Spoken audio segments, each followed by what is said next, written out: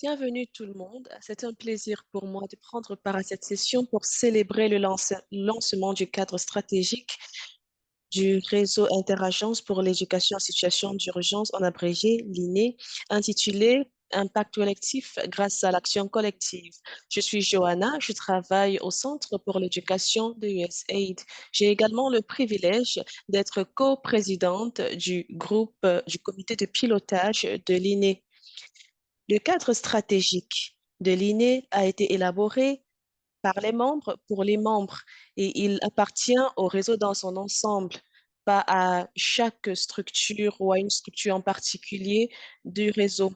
Il nous fournit une feuille de route de ce que nous ferons de manière collective au cours des années à venir. Mais avant de rentrer dans les détails de ce cadre stratégique, j'aimerais indiquer pourquoi l'INE en tant que réseau s'est doté d'un cadre stratégique. Alors, premièrement, le cadre stratégique élabore notre vision et permet à l'INE de se décrire, de présenter sa valeur et de présenter clairement sa mission. Ceci fournit une clarité et une cohérence dans notre processus de décision ou dans nos activités de communication autour des activités de l'INE. Deuxièmement, le cadre stratégique nous permet de dégager la valeur que l'INE ajoute à l'éducation en situation d'urgence, à la fois au niveau mondial et régional, et aussi de présenter le soutien que l'INE fournit aux décideurs, aux chercheurs et aux défenseurs qui, d'une manière ou d'une autre, contribuent au travail de l'INE au quotidien et dans les quatre coins du monde. Le cadre stratégique définit également notre impact et nos résultats. L'INE existe pour une raison et cette raison suit une mission. Bien sûr que notre mission peut évoluer à travers le temps, d'où l'importance de fixer les résultats que nous souhaitons accomplir sur le moyen terme et les attentes que nous souhaitons avoir. Et notre cadre stratégique fixe ces missions. Étant donné que nous sommes guidés par une mission et que nous souhaitons apporter des résultats et impulser un changement, tout ce que nous faisons en tant que réseau vise à faire cet impact. Et c'est l'un de nos résultats. Ceci nous permet de rester concentrés afin de satisfaire les besoins de nos membres et afin d'accomplir ce dont nous avons convenu ensemble. Ça fait également partie. Il est également essentiel que chaque cadre stratégique précise la méthodologie qui nous permettra d'atteindre ces résultats. Et c'est à ce niveau qu'intervient notre théorie du changement qui a été mise à jour. Enfin, et pas des moindres, le cadre stratégique fixe également ce qu'il ne veut pas faire. Le cadre stratégique nous permet de rester concentrés, de délimiter notre activité afin d'atteindre nos résultats et afin de maximiser la qualité de ces résultats. Nous avons un programme intéressant pour le reste des minutes à venir dans le cadre du lancement de ce cadre. Nous allons écouter Lisa Chang, qui est directrice exécutive de la Coalition mondiale pour la protection de l'éducation contre les attaques, qui fera une présentation sur l'opportunité du cadre stratégique. Ensuite, nous écouterons Yasmine Sherif, qui est directrice exécutive du Fonds L'éducation ne peut attendre, qui présentera le rôle de l'INE dans le secteur de l'éducation en situation d'urgence. Nous allons également écouter Dean Brooks, qui est la directrice de l'INE, qui présentera un aperçu du cadre stratégique. Ensuite, nous aurons une discussion panéliste vivante avec les panélistes dont les noms sont affichés à l'écran. Et enfin, pour conclure, nous allons écouter Geneviève Kebe de l'IRC, qui est conseillère principale de politique, qui parlera de l'avenir de l'éducation en situation d'urgence. Ceci étant dit, c'est un plaisir pour moi de donner la parole à Lisa Chambender qui fera la présentation sur l'opportunité d'un cadre stratégique pour l'INE. Merci infiniment pour cette merveilleuse présentation. C'est un plaisir pour moi de prendre part à cette session. L'une des premières campagnes de l'INE et de l'éducation en situation d'urgence était appelée les 3 P et se focalisait sur la priorisation, la protection et la planification. Raison pour laquelle ce 9 septembre 2024, je prends part à cette session parce que nous célébrons l'éducation pour tous. Nous sommes rendus à un moment essentiel de la protection de l'éducation. J'aurais souhaité avoir de meilleures nouvelles, toutefois, l'éducation demeure combattue. La Coalition mondiale pour la protection de l'éducation contre les attaques, dans son rapport de 2024, a signalé une augmentation de 20% des attaques contre l'éducation au cours de la période considérée, ce qui est une nouvelle alarmante de voir que malgré nos efforts collectifs, les attaques contre l'éducation ne font qu'augmenter. Lorsqu'on parle d'attaque contre l'éducation, il ne s'agit pas uniquement de l'utilisation d'armes pour détruire les salles de classe qui a tout de même augmenté, mais il s'agit d'élèves, d'enseignants, du personnel éducatif qui a perdu la vie, qui a été enlevé et qui a été maltraité de différentes manières. Nous parlons de violences sexuelles sur la route, sur le chemin ou au retour de l'école de la part de groupes. Ce sont des violations graves des droits de la personne. Alors, lorsque nous parlons de l'éducation ou des attaques contre l'éducation, il s'agit de personnes, y compris les enfants. Et ce n'est pas uniquement le contexte conflictuel qui met à mal l'éducation. Nous voyons également les risques aggravés par le changement climatique. Par exemple, le Soudan ou les attaques contre l'éducation au Soudan sont le résultat de conflits, mais aussi le résultat de la sécheresse ou de la chaleur extrême que nous avons vécue au cours de ces mois. En Afghanistan, nous avons vu un séisme qui a eu cours récemment, ce qui rend le travail que nous faisons de manière collective dans l'éducation en situation d'urgence plus urgent et plus important que jamais. Un tiers de la population mondiale âgée de moins de 18 ans est concerné, ce qui fait de l'éducation une responsabilité de tout le monde. Nous savons que les jeunes eux-mêmes priorisent leur éducation et nous savons également que même les familles vivant dans des situations de conflit priorisent l'éducation pour leurs enfants. L'éducation est un droit de la personne et on ne peut se permettre de voir nos droits être violés, peu importe la circonstance. Ceci se produit dans un contexte plus large de violation des droits de la personne généralisée, de violation généralisée de la législation sur la protection des droits de la personne. Nous voyons plusieurs contraintes perpétrées contre le personnel humanitaire, y compris des attaques contre le personnel humanitaire eux-mêmes. Nous voyons nos fournitures être bloquées et ne pas être acheminées vers les communautés dans le besoin. Nous voyons une coopération plus réduite entre les partenaires et en 2023, ce chiffre a été aggravé. Cet état de choses est assez sérieux et source de beaucoup d'inquiétudes. Toutefois, nous savons également que nous sommes passés par là. Si nous voyons les progrès que nous avons enregistrés avec le temps dans l'établissement du cluster pour l'éducation et la taille de l'élargissement de l'INE, la construction de partenariats, notamment avec la Coalition mondiale pour la protection de l'éducation contre les attaques. C'est facile de surmonter, c'est facile de s'abandonner ou d'abandonner face aux défis que nous rencontrons, mais nous devons nous souvenir de ce par quoi nous sommes passés. Il n'y a aucune éducation en situation d'urgence sans INE. Notre coalition est plus que jamais importante. Et ce cadre stratégique nous permettra d'accélérer le progrès vers la réalisation du cadre 2000, de l'objectif 2030. Il nous dotera également d'une feuille de route pour mettre en œuvre le programme post-2030 afin de continuer à protéger l'éducation, la priorisation de l'éducation et afin de nous rassurer que la planification post-2030 pour les cadres nationaux et la riposte humanitaire continuera de se focaliser sur l'éducation. Je vous remercie une fois de plus de m'avoir donné la possibilité de me présenter ces quelques lignes et j'ai hâte de voir comment la suite du programme se déroule. Merci infiniment, Lisa, parce que vous nous donnez des pistes de réflexion essentielles.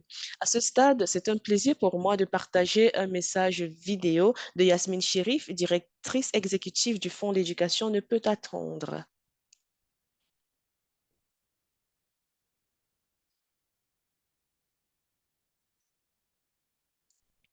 Bonjour tout le monde.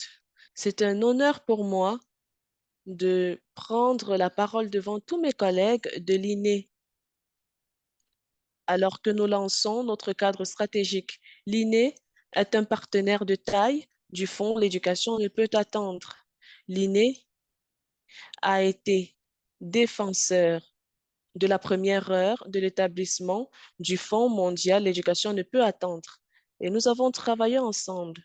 Nous partageons ensemble la philosophie d'une action collective en faveur de la réalisation d'un objectif mondial qui est d'assurer l'éducation en situation d'urgence. Et nous nous rassurons que nous utilisions les mêmes normes basées sur une recherche rigoureuse et grâce à l'utilisation de points focaux innés répartis dans les contextes les plus difficiles du monde. L'inné a jouer un rôle instrumental, comme je l'ai dit, dans la création du fonds, mais aussi dans la continuation de notre travail ensemble.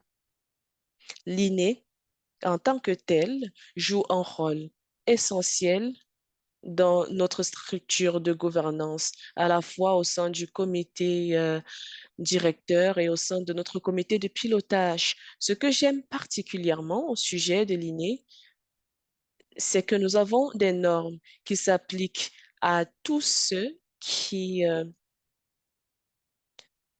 font une recherche de qualité et nous travaillons de manière collective. J'aime aussi le fait que l'INE se focalise sur la compréhension profonde de l'éducation en situation d'urgence. Il y a un élément fort attaché à l'urgence. Ça n'a rien à voir avec ce que nous faisions par le passé. Il est question de mettre ensemble l'éducation et l'urgence pour les raisons du contexte. Et je ne saurais remercier l'INE à sa juste valeur pour le soutien qu'il fournit à la communauté internationale. Je vous souhaite tout le meilleur alors que vous lancez votre cadre stratégique. Je pense qu'on devrait tous travailler ensemble lors de l'événement à marge de l'Assemblée générale des Nations unies pour porter le message selon lequel, sans ressources et sans compréhension profonde que l'INE nous fournit tous, nous ne pouvons pas aboutir à l'éducation de qualité que nous souhaitons avoir grâce à la collaboration conjointe entre tous les acteurs de l'INE dans, et du monde. Il s'agit d'une famille globale qui a pour objectif d'assurer l'éducation en situation d'urgence pour des millions et des millions d'enfants et d'adolescents dans la souffrance dans le monde. Merci infiniment et je vous souhaite tout le meilleur alors que vous lancez ce cadre stratégique. Merci infiniment, Yasmine, pour votre message. Il a été bien reçu. Nous allons à présent commencer à parler de la stratégie telle qu'elle se présente et comme elle a déjà été présentée. Comme Julia l'a dit dans son allocution d'ouverture, notre nouveau cadre stratégique a été élaboré par les membres et pour les membres. Et nous allons revenir sur les détails de cette phrase. Le cadre stratégique est le travail du réseau dans son ensemble et fixe la feuille de route de ce que nous souhaitons faire ensemble au cours des années à venir.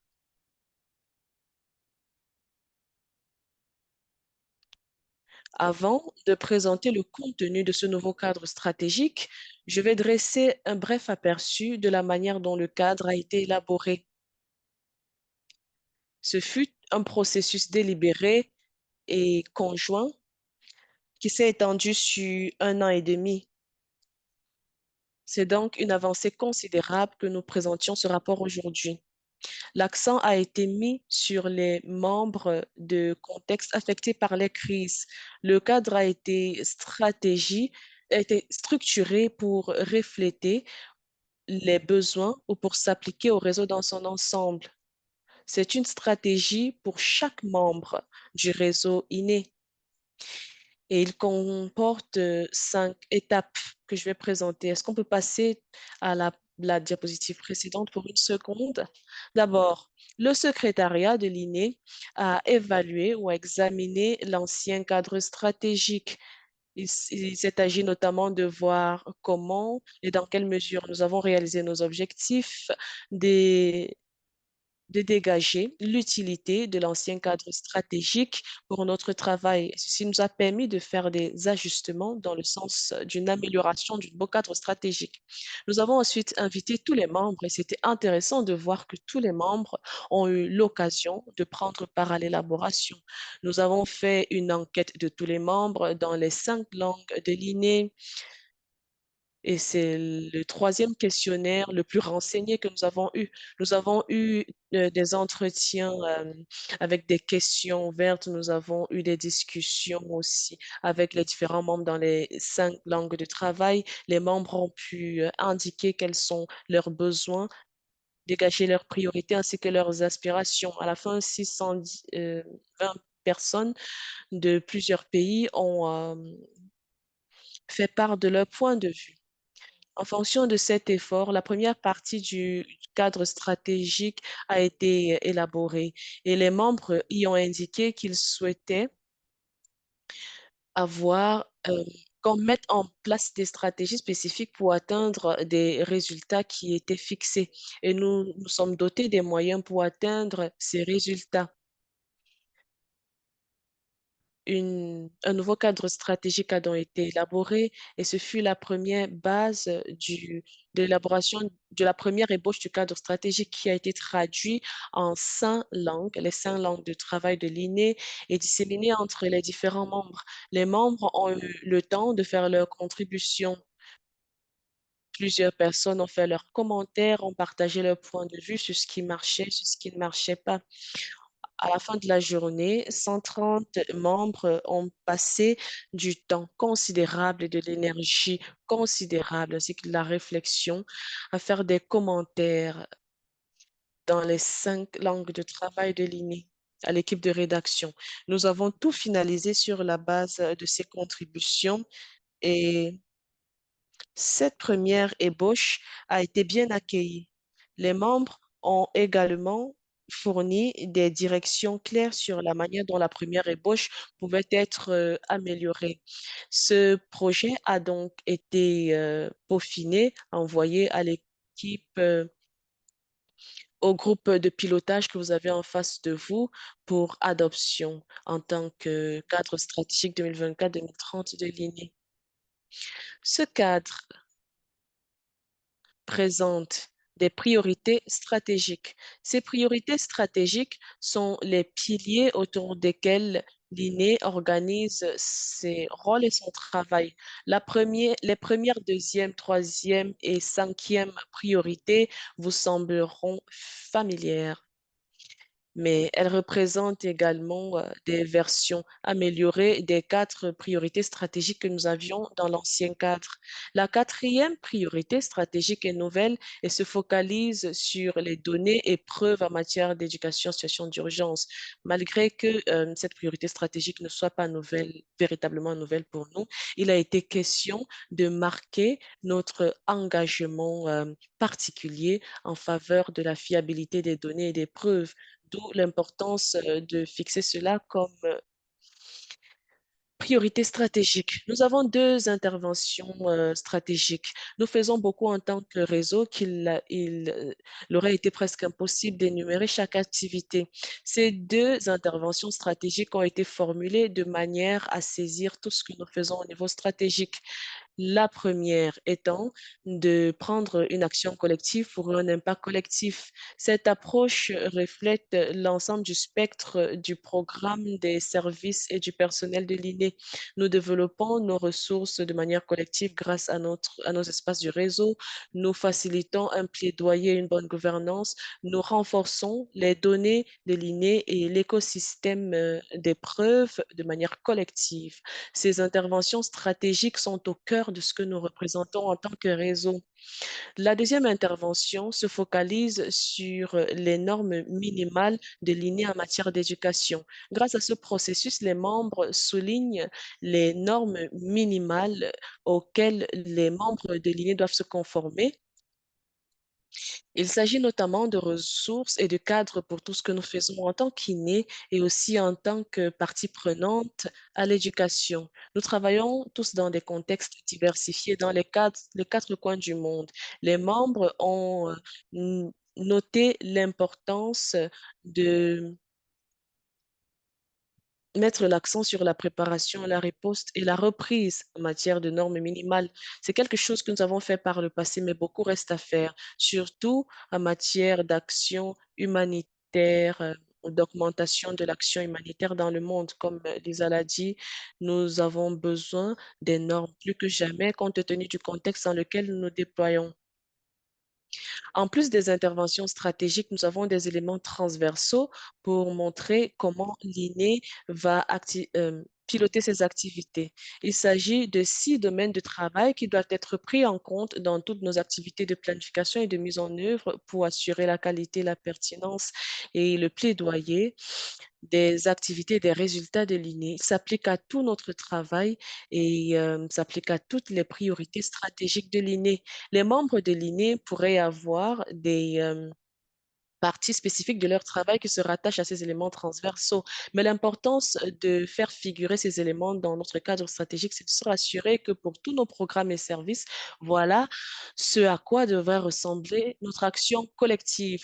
Ces 6 domaines sont notamment le changement climatique. Comme vous pouvez le constater, il affecte tout le monde et la vie quotidienne de tous les membres de l'INE, comme nous l'avons entendu dès l'entame de cette session. La sensibilité au conflit, ce qui signifie que nous devons nous-mêmes être sensibles au contexte de conflit et prendre cela en compte dans notre travail. Le troisième domaine est l'équité et l'inclusion. Il est question de prendre en compte toutes les optiques, notamment l'égalité de genre, la localisation, etc. La programmation éclairée par les preuves, c'est-à-dire que nous sommes censés nous-mêmes utiliser les preuves pour éclairer notre travail. Le triple nexus humanitaire, développement et construction de la paix. Et enfin, la collaboration intersectorielle et l'intégration. Il est question ici de réfléchir à la manière dont notre travail peut contribuer au lien entre les différents secteurs. Les domaines thématiques ont toujours été vitaux pour l'INE. En vertu du nouveau cadre stratégique, tout comme dans l'ancien, les domaines stratégiques demeureront pertinents pour nous et nous permettront de soutenir les efforts de nos membres. Ils sont pertinents dans toutes nos priorités stratégiques. Ils ne rentrent pas dans le cadre d'une ou deux priorités. Bien au contraire, ils sont bien perceptibles dans toutes nos priorités. Nous allons poursuivre nos résultats en vertu de ces de nos objectifs stratégiques et les domaines thématiques seront une bonne manière de le faire. Ils ont été identifiés conformément aux besoins des membres et ils pourraient changer avec le temps, comme on l'a vu au cours de la période de l'ancien cadre stratégique. Dans cette version, nous n'avons pas défini des domaines thématiques spécifiques sur lesquels nous nous concentrerons, mais nous reconnaissons que les priorités changent avec le temps. Les membres identifieront donc à cet effet les domaines thématiques sur lesquels nous devons nous focaliser aussi, les domaines où l'INE devrait réaliser ses objectifs, ce qui nous permettra de répondre efficacement aux besoins de nos membres. Nous avons fixé 3 domaines thématiques afin de savoir de quoi il est question lorsqu'on parle de domaine thématique. D'abord, les niveaux d'apprentissage, notamment pour les jeunes, les adolescents, l'andragogie, etc. Et les domaines transversaux tels que le genre, l'inclusion, l'appui psychosocial et l'apprentissage psycho-émotionnel. Et enfin, les modalités d'éducation, notamment l'éducation accélérée, l'éducation contextuelle, etc.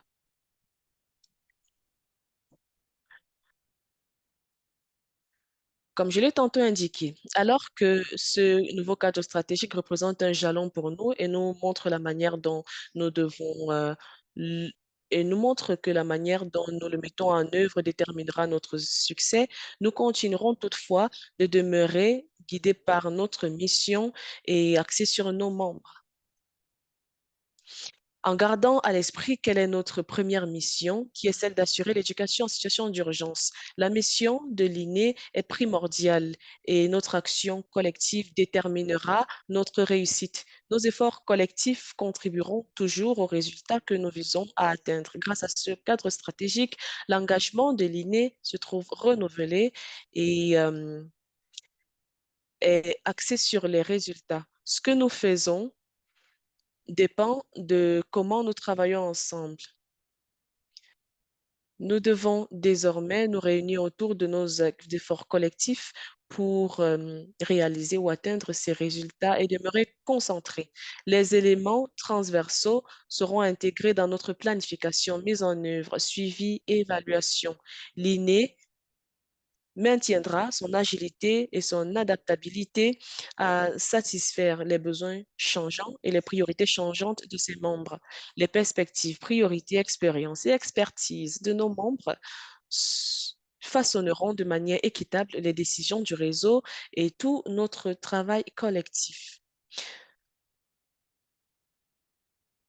En tant que membre de l'INE, ce cadre est votre cadre.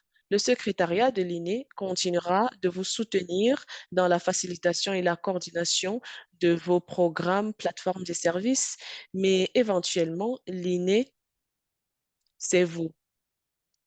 La réussite de ce cadre proviendra donc de vous. La diversité de nos membres fait la force de notre organisation et est la clé de l'atteinte de notre impact collectif au fil des ans à venir. Pour conclure, je remercie tout le monde ainsi que tous ceux qui n'ont pas pu se joindre à nous. Vos contributions, votre collaboration et votre mobilisation tout au long de ce processus nous a amenés où nous sommes aujourd'hui. L'avenir de l'INE est brillant. Et je sais que le comité de pilotage et le secrétariat de l'INE ont hâte de faire avancer notre travail collectif, bien évidemment avec vous au fil des années à venir. Merci.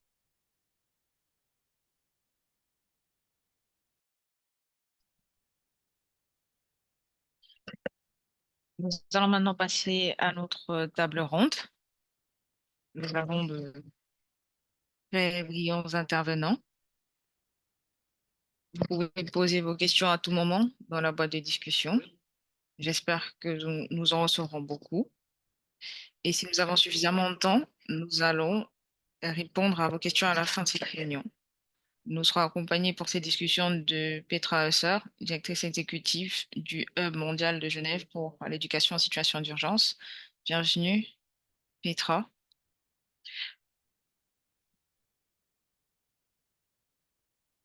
Nous serons accompagnés d'Ifi Denma, Ifi Nigri, directrice exécutive de la fondation Maple Leaf Early Years, notre point focal pour le Nigeria. Elle sera également aux côtés, nous serons également plutôt accompagnés d'Annie Mansourian, directrice de l'Alliance pour la protection des enfants dans le domaine de l'action humanitaire. Ma première question s'adresse à Petra. Vous êtes là? Oui, je vous vois. Vous êtes sur la prochaine page. Petra, l'éducation en situation d'urgence est devenu un sujet d'actualité. L'augmentation des besoins sur le terrain peut être effrayante. En quoi est-ce que le travail collectif ou conjoint de l'INE peut contribuer à soulager ces besoins? Comment pouvons-nous également contribuer à la qualité de l'éducation? Merci Dean. Bonjour tout le monde. J'aimerais commencer par vous féliciter pour l'élaboration de ce cadre stratégique. Félicitations à toutes les personnes qui ont contribué à ce processus. Qu'il s'agisse des membres du secrétariat général ou de vous, Dean. L'action collective joue un rôle clé dans l'éducation de qualité des enfants et des jeunes. Je le dis en me basant sur 2 points. L'action collective, comme vous l'avez dit, nous permet de surmonter ce défi énorme et il est difficile pour une seule institution de répondre à tous ces besoins. D'un autre côté, nous avons besoin de la participation de toutes les parties prenantes, de tous les secteurs, de tous les niveaux.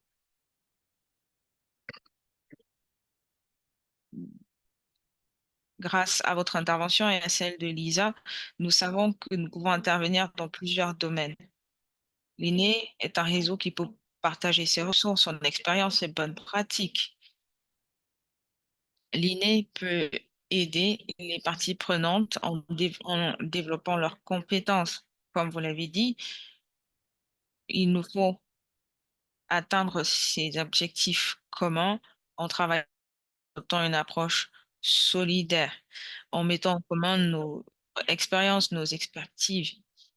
L'INE utilise une méthode de travail décentralisée, flexible, qui permet de surmonter ces défis et de s'adapter et d'adapter les solutions au contexte.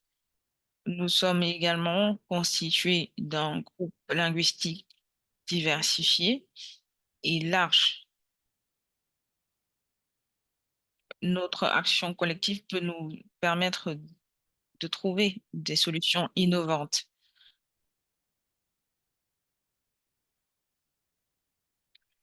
Je pense qu'il est également très important de travailler avec d'autres parties prenantes et d'autres secteurs. Ici, à Genève, le deuxième bureau de l'ONU dans le monde, aussi connu pour étant la capitale de l'éducation, nous avons la chance de côtoyer plus de 100 missions de l'ONU. L'INE est l'un des co-signataires de la déclaration de Genève et il est très important de se le rappeler. Bien sûr que nous travaillons avec des parties prenantes du secteur humanitaire.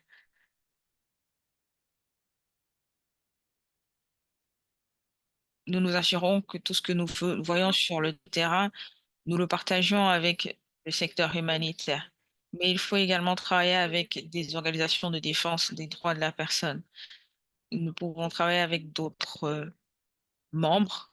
Nous sommes constitués de 52 membres, mais nous pouvons travailler avec des organisations locales, internationales, des organisations régionales. En conclusion, nous avons besoin de cette action conjointe pour défendre cette éducation de qualité qui constitue l'un de nos objectifs. Merci et encore une fois, félicitations pour ce nouveau cadre stratégique. Félicitations au réseau de l'INE. Je vais maintenant passer la parole à Julia. En 2004, l'INE a lancé ses premières normes minimales pour l'éducation. Et au début de cette année, nous avons lancé la 3e édition de ces normes minimales. D'après vous, quelle est l'importance de ces normes dans notre secteur? Comment est-ce que les parties prenantes de notre secteur peuvent se servir du plein potentiel de ces normes minimales? Julia? Merci Dean, c'est une excellente question pour moi et pour tout le monde. Avant d'y répondre, j'aimerais emboîter le pas à Petra et féliciter tout le réseau pour ce travail. La plupart d'entre nous sont enthousiastes à l'idée de nous servir de ce cadre stratégique. Pour revenir à votre question, je dirais que depuis 2004, ces normes minimales nous ont permis de parler d'éducation de qualité en situation de crise et de conflit.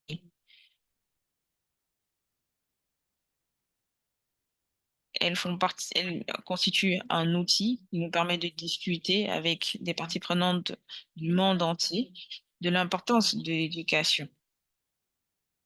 Grâce à ces normes, nous pouvons améliorer la qualité de l'éducation en termes de préparation, d'intervention et de relance, afin que toutes les parties prenantes aient accès à ces opportunités de formation. C'est aussi une façon pour ceux qui proposent ces services d'être tenus responsables, de répondre de leurs actes en temps opportun. Ces normes peuvent être utilisées dans tous les spectres, ou tous les niveaux de crise.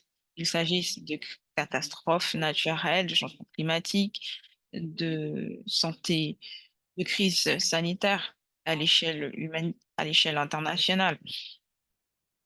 Ces normes permettent à toutes les parties prenantes de notre secteur d'agir de manière plus rapide et à tous les niveaux, que ce soit dans les zones rurales ou les zones urbaines. Pourquoi est-ce que nous devrions nous servir de ces normes? Nous l'avons déjà répété, dans le contexte actuel dans lequel nous évoluons, aucun pays, aucun système éducatif n'est épargné par les crises. Nous avons des crises liées au déplacement, au changement climatique, aux guerres. Le nombre de personnes déplacées, le nombre de réfugiés ne cesse d'augmenter. Ces normes peuvent nous permettre de mieux soutenir les systèmes d'éducation. Nous pouvons inclure de manière éthique toutes les personnes qui ont besoin de cette éducation, qu'il s'agisse de personnes déplacées, de personnes réfugiées. Ces normes nous permettent également de renforcer la résilience des systèmes d'éducation afin que nous puissions poursuivre ces activités, peu importe le type de crise auquel nous sommes confrontés. Tout au long de ma carrière, je me sers de ces normes pour concevoir et mettre en œuvre un programme de l'INE. Je m'assure, grâce à ces normes, que toutes les composantes de l'éducation de qualité sont intégrées dans nos activités de manière concrète et simple. Ces normes me permettent de m'assurer que les lieux de formation sont sûrs, protègent le bien-être psychosocial des apprenants, des apprenantes, des enseignants et des enseignantes. Grâce à ces normes, je peux trouver le moyen de travailler avec des leaders locaux, communautaires.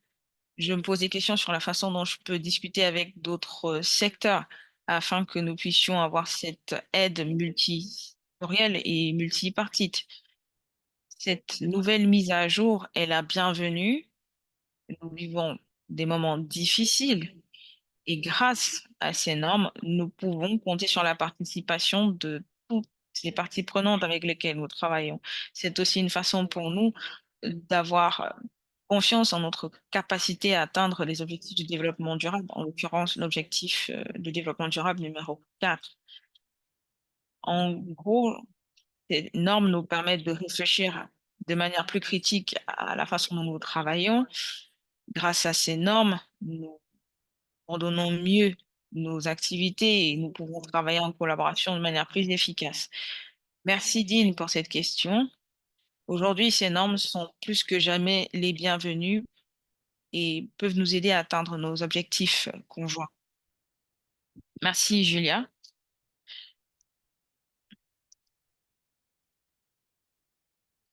Ifidema, Ifidima plutôt, est-ce que vous êtes là? Vous êtes là. Je vais vous poser une question. Merci d'être parmi nous. L'INE est un réseau constitué de plus de 400 organisations. C'est une organisation ouverte, l'adhésion est gratuite et en tant que réseau, nous avons besoin de connexion, nous avons besoin d'interaction.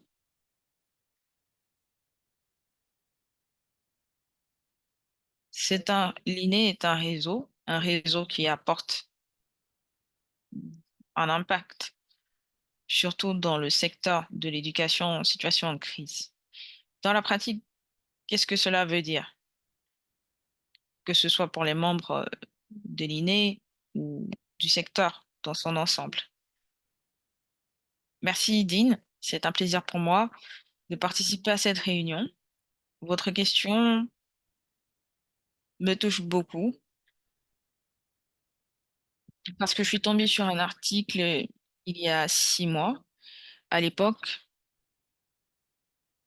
je ne savais pas comment orienter mon organisation puisque je travaille dans le secteur de l'éducation en situation d'urgence.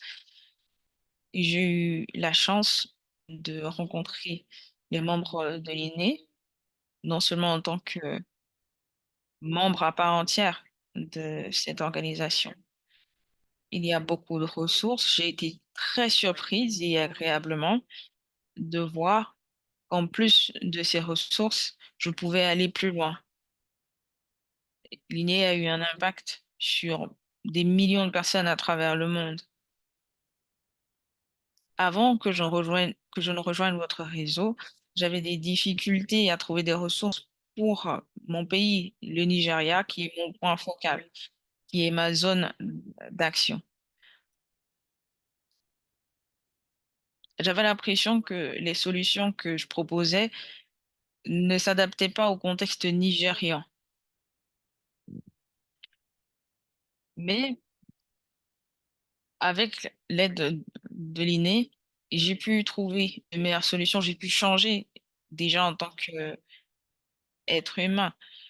J'ai changé ma façon de travailler, la façon dont nous choisissons nos programmes dans mon organisation.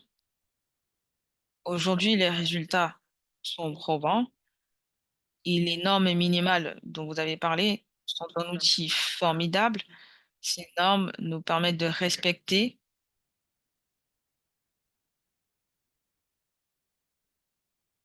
l'inclusivité et nous mettons en place maintenant des programmes qui ont un impact réel, un impact positif sur les personnes que nous servons.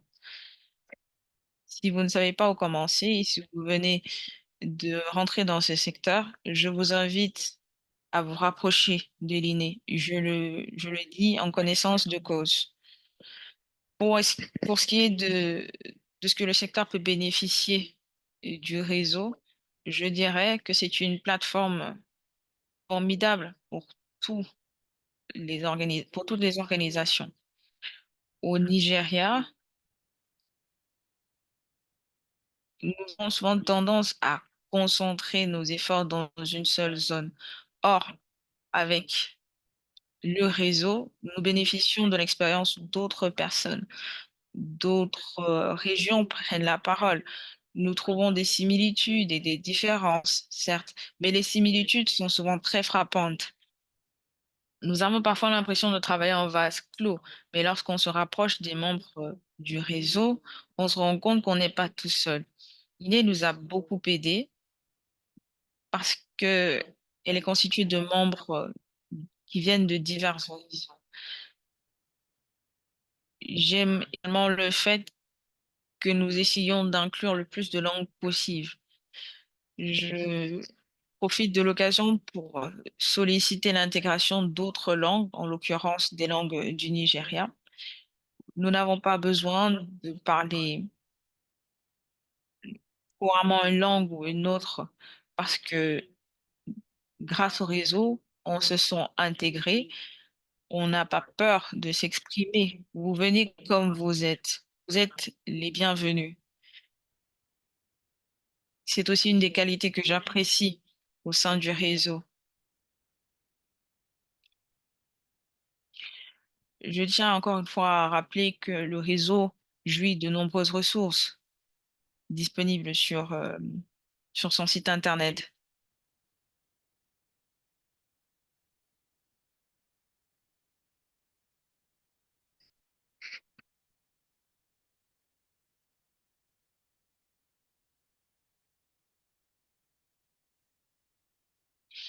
L'impact du réseau se ressent non seulement dans notre secteur, mais aussi dans mon pays, le Nigeria.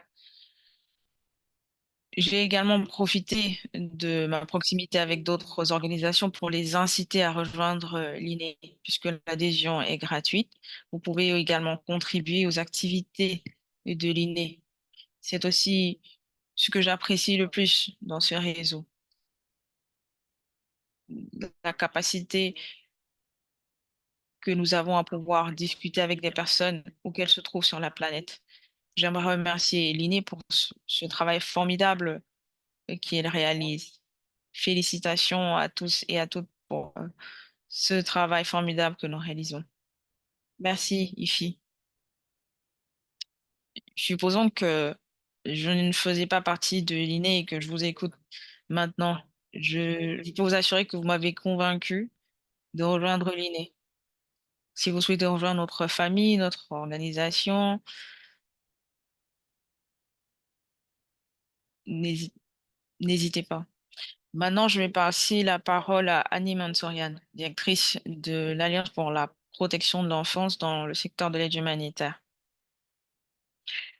Aujourd'hui, nous parlons de ce que nous allons faire, de nos activités, de la manière dont nous allons entreprendre ces actions, que ce soit au niveau de la planification ou de la mise en œuvre. Nous avons parlé de l'importance du réseautage dans notre travail.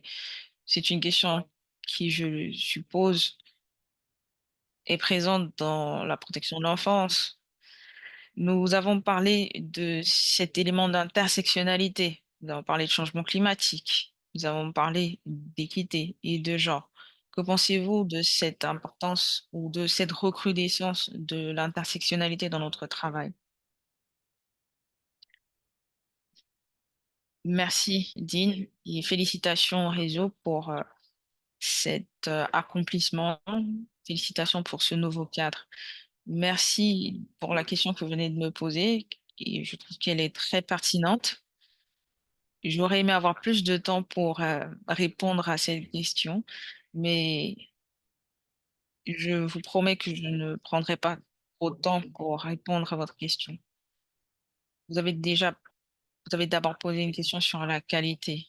Et la qualité est une question, est un mot qui a plusieurs significations, mais elle est constituée de plusieurs composants, de plusieurs éléments. Elle doit s'appuyer sur des éléments probants. La qualité renvoie à des éléments inhérents à la notion de qualité. Mais ici, j'aimerais parler de ce que nous voyons dans, dans mon organisation. Nous travaillons beaucoup sur la question de la protection de l'enfance et il est très important d'avoir une approche holistique et générale. Nos programmes doivent être de qualité à partir du moment où nous adoptons une approche générale, à partir du moment où nous reconnaissons que la diversité humaine fait partie de notre secteur.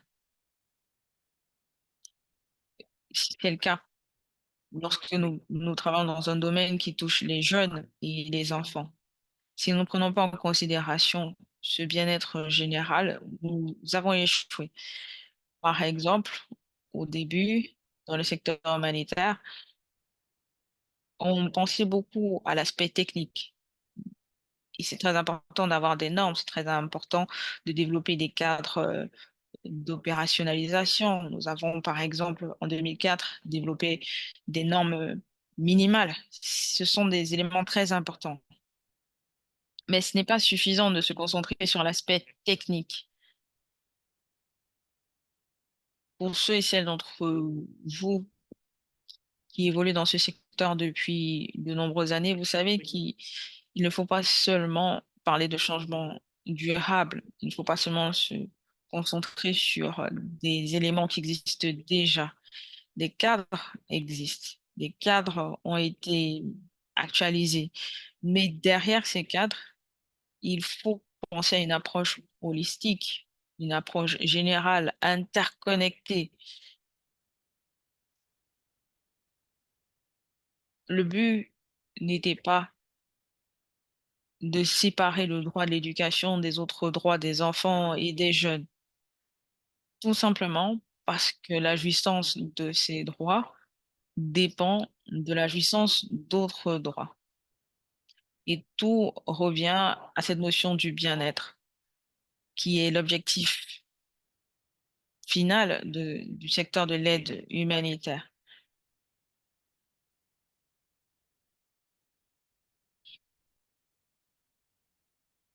Nous savons tous que lorsqu'un enfant est maltraité, il n'a pas la possibilité de s'épanouir à l'école, il n'a pas la possibilité de s'épanouir dans notre domaine dans notre couche de la société, dans d'autres activités de la société. Personnellement, j'ai remarqué que ce concept d'inclusion et d'éducation émotionnelle a toujours fait partie de l'éducation. Peut-être qu'on ne l'utilisait pas ce terme, mais ce concept existait déjà à l'époque où on se concentrait sur l'éducation cognitive, où on négligeait l'aspect émotionnel de la formation des enfants. Mais cette composante de l'éducation ressort de plus en plus aujourd'hui et joue un rôle clé dans la formation et l'éducation des enfants. Cela prouve que le secteur dans lequel nous évoluons est flexible et évolue. Dans ce nouveau cadre stratégique, vous avez parlé de plus de 250 millions de personnes dont l'éducation est affectée. Et nous savons que ces enfants sont également exposés à d'autres formes de risques et de maltraitance. Nous comprenons mieux pourquoi est-ce que ce cadre met l'accent sur l'action collective. Tout simplement parce que notre travail va au-delà du domaine de l'éducation. Pour apporter un changement durable à nos activités, nous devons compter sur la participation d'autres domaines. Bien sûr, notre travail devra être de qualité, mais cela requiert du travail. Travailler dans un, dans un domaine multisectoriel n'est pas évident. Il faut que nous continuions de nous remettre en question, de changer notre façon de travailler. Et il faut également que nous placions les enfants et les jeunes au cœur de toutes nos activités.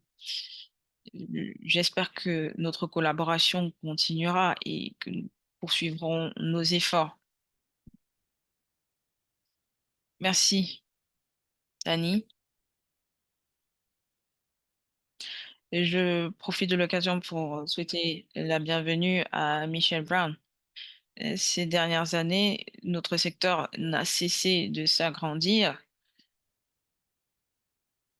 Nous avons une architecture mondiale solide, que ce soit à travers nos mandats, nos missions, nos programmes.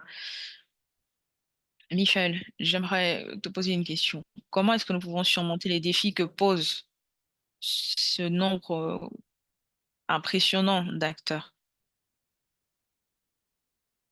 Merci, Dini. Vous m'entendez? Oui, 5 sur 5. Merci pour cette très bonne question.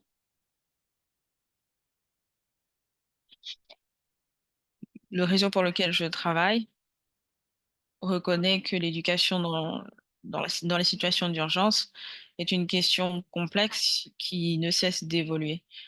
À cause de cette complexité, nous devons redoubler d'efforts.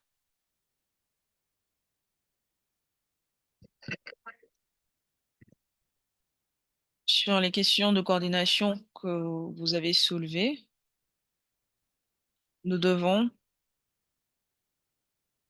revoir l'architecture de notre organisation.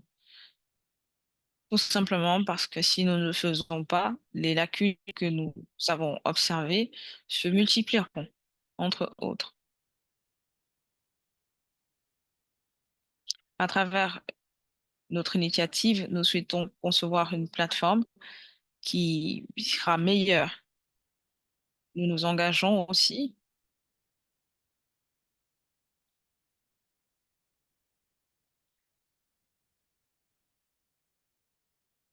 à coordonner l'éducation en situation d'urgence avec d'autres questions centrales afin que les jeunes et les enfants qui vivent dans des situations de crise puissent continuer à avoir accès à une éducation de qualité. Nous insistons également à avoir des engagements systémiques avec d'autres mécanismes. L'objectif est de promouvoir les principes humanitaires et les principes d'éducation en situation d'urgence. L'objectif est aussi de contribuer à la réduction de, de crises à travers le monde. Nous avons pris des actions concrètes, par, par exemple, l'acceptation des différentes méthodes de travail, la recherche d'opportunités d'échange et de dialogue, l'allocation de temps pour la coordination et l'intégration de programmes au niveau pays.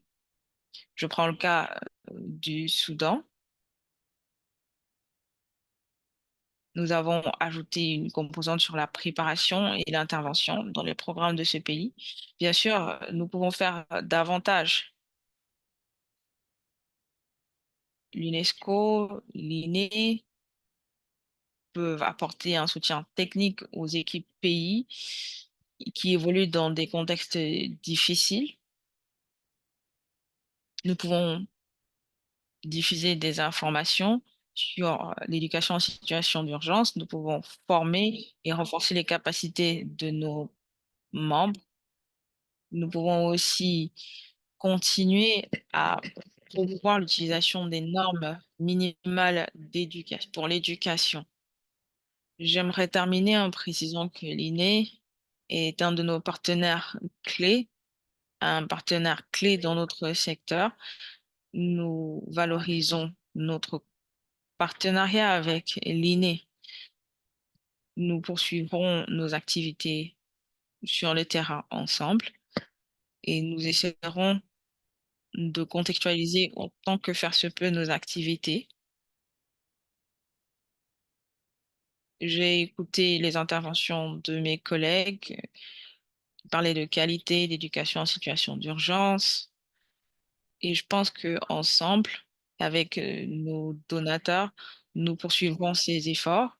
En octobre, nous reviendrons sur la façon dont nous pouvons améliorer la formation des enfants qui vivent dans des situations de crise. Comme le dit l'adage, ensemble, nous sommes plus forts.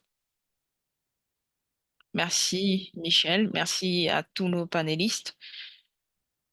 Nous sommes parvenus au terme de la réunion d'aujourd'hui. J'aimerais maintenant passer la parole à Geneviève Guébé pour le mot de la fin.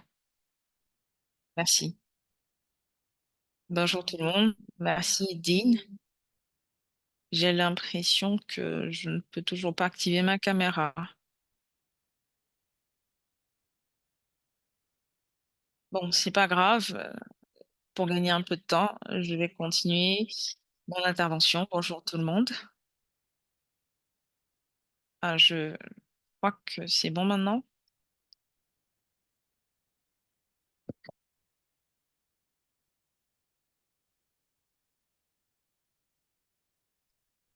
Tout d'abord, j'aimerais féliciter Né, qui joue un rôle clé dans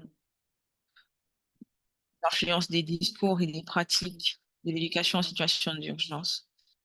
Notre secteur évolue, change. Il est très important pour le réseau de poursuivre ses efforts.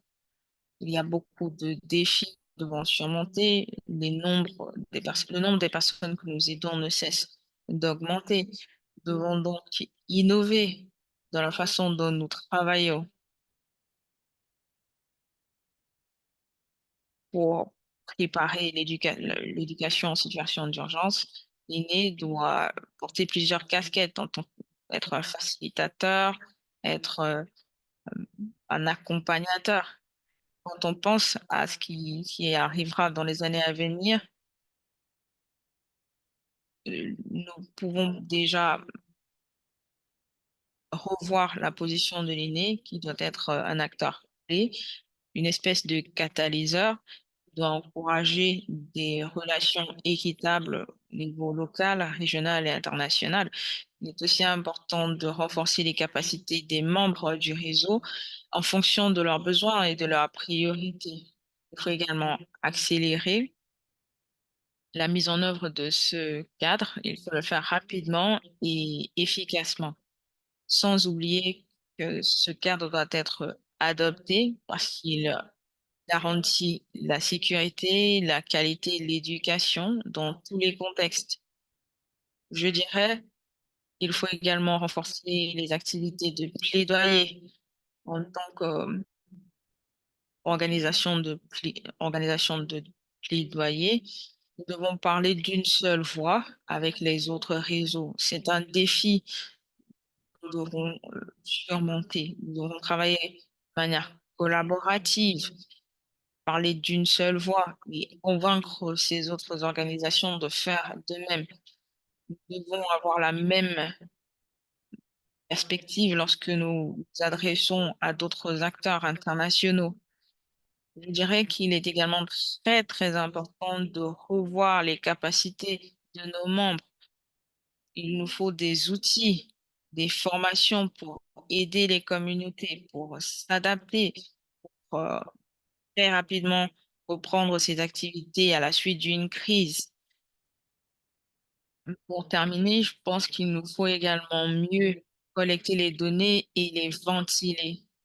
Il y a 2 ans, nous avons organisé une organisation très intéressante sur le sujet.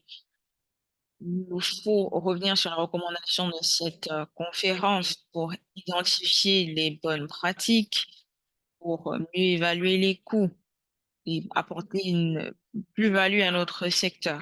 Tout ce que nous ferons, nous devons également le faire en intégrant la participation de ces populations que nous servons. Nous ne devons pas travailler en vase clos. Nous devons inviter ces personnes pour lesquelles nous travaillons. Cela passe par l'inclusion. Annie, Michel et tous les panélistes l'ont déjà dit, la collaboration sera clé dans l'avenir de futur de notre organisation dépend de cette collaboration. Et je pense que le futur même de notre secteur dépendra de notre capacité à travailler ensemble, dépendra de notre capacité à identifier les priorités de nos cibles. Ensemble, nous devons mieux nous servir des preuves que nous collectons sur le terrain pour éclairer nos efforts de plaidoyer. Je vais m'arrêter là parce que il me semble que nous avons déjà excédé le temps qui nous était imparti. Et avant de terminer, j'aimerais remercier Dean pour ce travail. Félicitations Dean, félicitations à tous les membres de notre équipe. Nous, nous aurons toujours une pensée pour toi. Tu seras toujours dans nos cœurs. Merci, Annie, merci à tous les panélistes et merci à tous les participants et toutes les participantes. Merci Geneviève. Merci pour cette belle conclusion. Ce sera tout pour aujourd'hui. Au nom du secrétariat et du groupe du comité directeur de l'INE, j'aimerais vous remercier tous et toutes d'avoir participé à cette réunion. Je reste convaincue que l'avenir de notre organisation est radieux et j'espère que notre action collective aura un impact collectif. Merci tout le monde.